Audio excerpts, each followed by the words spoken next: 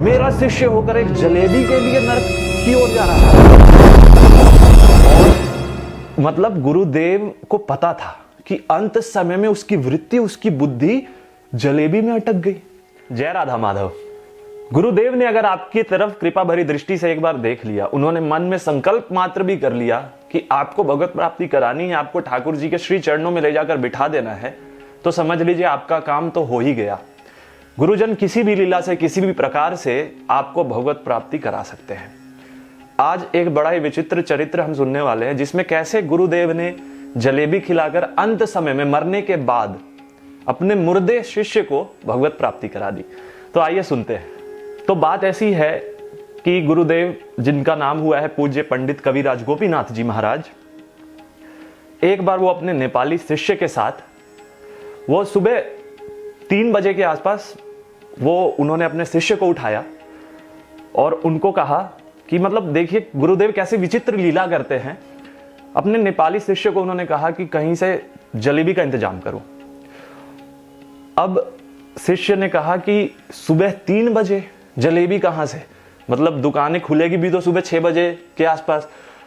पर उन्होंने आदेश किया तो जो नगर में, जो नजदीक में हलवाई की दुकान थी, वहां पर शिष्य गए तो उन्होंने देखा कि जो सभी कारीगर काम पे लगे हुए हैं।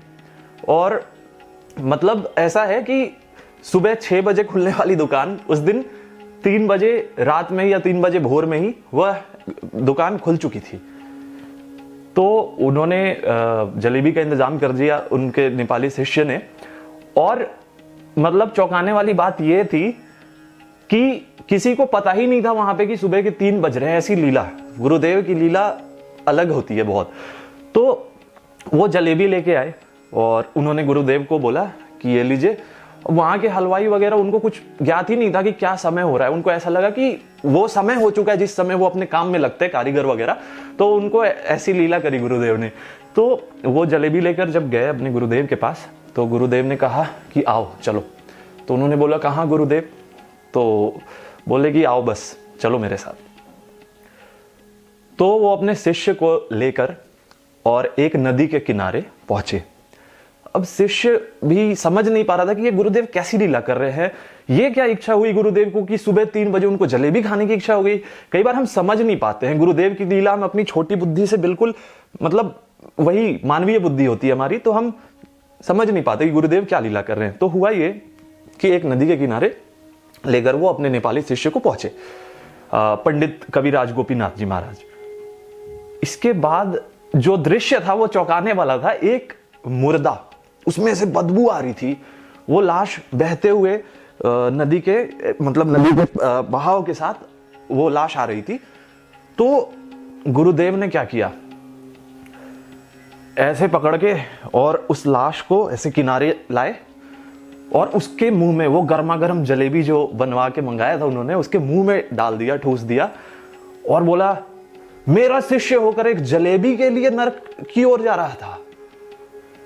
और मतलब गुरुदेव को पता था कि अंत समय में उसकी वृत्ति, उसकी बुद्धि जलेबी में अटक गई। और उन्होंने उसके मुख में वो जलेबी दिया और इस प्रकार से उसकी मुक्ति कर दी। गुरुदेव ने उसको सही जगह पहुंचा दिया। जो भी उचित गति थी उस शिष्य के लिए, वो गुरुदेव ने प्रदान की। अब ये लीला देख के जो नेपाली शिष्य था वो चौंक गया। तो कहने का तात्पर्य यह है कि गुरुदेव किस समय क्या लीला कर रहे हैं, यह हम अपनी छोटी बुद्धि से अनुमान नहीं लगा सकते। हम मानवीय बुद्धि से यह बात समझ नहीं सकते कि गुरुदेव किस प्रकार से हम जैसे अधम लोगों की मुक्ति करें, हमें भगवत प्राप्ति कराएं। तो आशा करता हूं यह चरित्र सुनकर आपको भी आनंद आया हो। और आइए ऐसे ही चरित्रों की सहायता से इस साधन पथ पर एक दूसरे का साथ देते हुए आगे बढ़ेंगे। अपने इस छोटे भाई को आशीर्वाद दें। और बहुत बहुत धन्यवाद आपका इस चैनल पे इस वीडियो को देखने के लिए। जय जय श्री राधे।